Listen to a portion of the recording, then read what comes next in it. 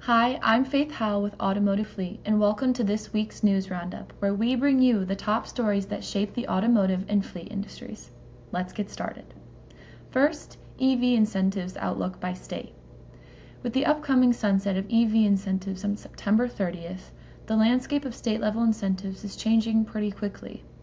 Some states continue to offer generous rebates and tax credits, while others are scaling back their support.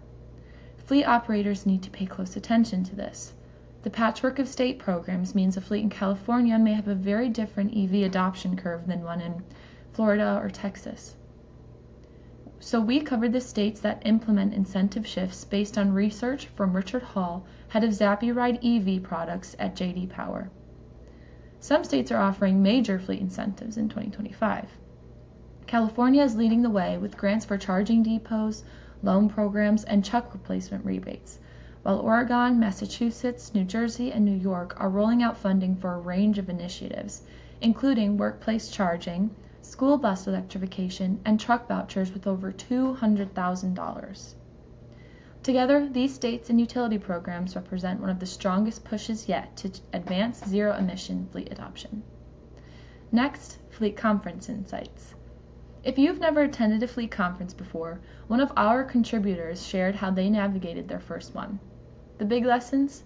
Pace yourself, network early, and be prepared for long days filled with valuable insights and connections. AF editor Jeanny Road revealed 3 key insights to consider before your next fleet conference. 1. Do your research. 2. Be prepared. And 3. Enjoy the experience. Next, FMC Feedback. How satisfied are fleets with their fleet management companies? A recent automotive fleet survey of 55 fleet managers offers a snapshot. Funding and financing emerged as the strongest area, with nearly 3/4 rating their FMC positively. But other services told a mixed story. Acquisition, upfitting, and lifecycle cost management landed in the middle. Disposal and resale support were weaker, with managers citing slow end-of-lease processes and under-optimized resale values. Operationally, fuel program management and account responsiveness earned high marks, but license and titling scored the lowest of any category, with one fleet manager bluntly stating, "License and titles are a mess."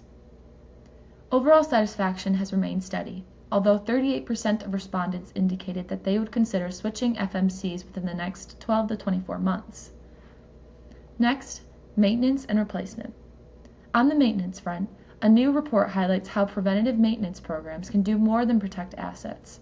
They can also help retain technicians. By digitizing maintenance schedules, inspections, and work orders, fleets can reduce chaos, avoid comeback repairs, and give technicians more predictable workloads. Training and upskilling also play a crucial role, alongside investments in shop safety and ergonomics. As Kevin Chan of Fleetio put it, a well-educated maintenance strategy is about more than just avoiding breakdowns. It also makes the technician's day-to-day way more rewarding. And lastly, tariffs impacts. Trade tensions are driving up vehicle and parts prices, but fleets remain uncertain about the actual impact. Some are delaying purchases, while others are exploring different sourcing strategies to manage costs. But here's what most fleet managers are concluding. Tariffs are still a waiting game. So, uncertainty lingers.